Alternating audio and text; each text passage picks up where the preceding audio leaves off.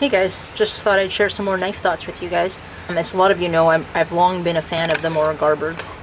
It's been the knife that I always tell people that if I had to choose just one knife for a trip, and it had to be reliable and a hard use knife that I'm not worried about will fail or anything, this was the knife that I'd choose. There are really lots of videos about the Mora Garberg and why it's so great. You can check out those other videos, so I won't ramble on too long about the Mora Garberg. I'll just point out that I did change the grind. It was a Scandi grind when I got it with a micro bevel, and I got rid of it and turned it into a Scandi Vex.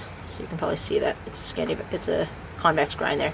I did that just because I hate sharpening micro bevels, and also to try out the Scandi Vex, and it's worked great that way. So I thought I'd compare it with another knife that I got recently, which is the Fallkniven F1. I thought it'd be interesting to compare the two because they're both kind of that bushcraft survival style knife, and they're both really, you know, high quality. Everyone knows that they're both reputable brands. The first thing I noticed between the two is that this is a lot heavier than the Fallkniven F1. In terms of size, it's a little bit longer, but it's definitely heavier. So 272 grams, as I looked up, is the Mora Garberg, and 147 grams is the F1. So that's something that, it's not a big deal. It's not like crazy heavy, but it's significant enough that I think for a trip where I might be traveling longer distances, I would pick this one over that. Batoning performance, definitely it was easier to baton with this knife. That was because of that extra little bit of length that it has, but also I think because of the more sudden angle change of going from the edge to with the Scandi Vex, whereas this being a full height convex, it wasn't as effective. I definitely struggled more with batoning through those logs.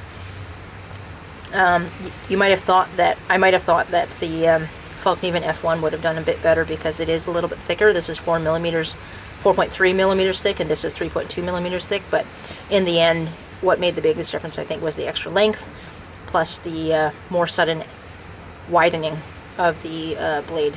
In terms of edge retention, this is the one that I ended up getting was through a trade, and I'm really glad I got it through a trade because I don't think it's worth it to pay the price of the Fallkniven F1 in 3G steel. They offer this in VG10, which is a lot more of a reasonable price, but 3G, I don't know a lot about it. I wanted to try it out, and it's okay. I don't think it's that impressive, though. I haven't seen anything really impressive about it, because in edge retention, I'd say seem to perform about the same as the Mora Garberg. Correct me if I'm wrong. Maybe I just haven't used it enough to see the difference, but so far I would say it was about the same. And when we talk about price, that does weigh into things, I guess, a little bit, because the 3G steel version of this F1 costs more than twice as much as the Mora Garberg. So it's quite impressive that this knife performs so well. And this one is about $350 Canadian, and this is $120 Canadian. Handle comfort. I have raved about the handle comfort for the Mora Garberg, and I've used it as kind of like a gold standard a lot of times for what is a really comfortable barrel style handle. And so when I got this F1, I didn't think it would be that comfortable because of the squared off corner here, but it's actually very comfortable. I have not had any hot spots. I also kind of like that there is a bit of a finger guard there. The Mora Garberg doesn't have that. And last thing maybe I'll point out is the sheath. So the Mora Garberg sheath is one of its biggest weaknesses. The retention is not great on it.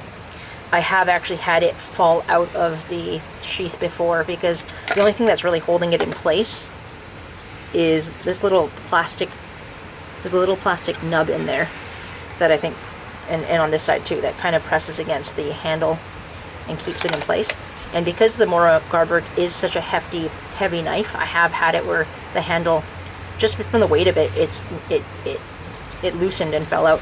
I don't know if I can get it to do it now. No, of course not on video. And it didn't happen often. I think it only happened once for me. But still sort of something that you should watch out for, and isn't great if you can't trust a sheath completely.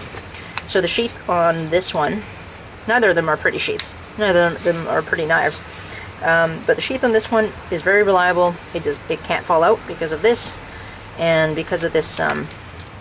This is how the sheath kind of, I think it uses this finger guard, and you'll see that it kind of pushes that out, and then it snaps back in. So that's even without this snap in place, it feels quite secure. So I'd say that this sheath is a little bit better. The last thing I forgot to point out that is a little bit different between the two knives is that there is a sharpening choil there. Yeah, it's nice to have that sharpening choil. I haven't had to sharpen this 3G steel yet, but this Mora Garberg doesn't come with a sharpening choil, so it isn't really possible to sharpen right up to the base of the edge there.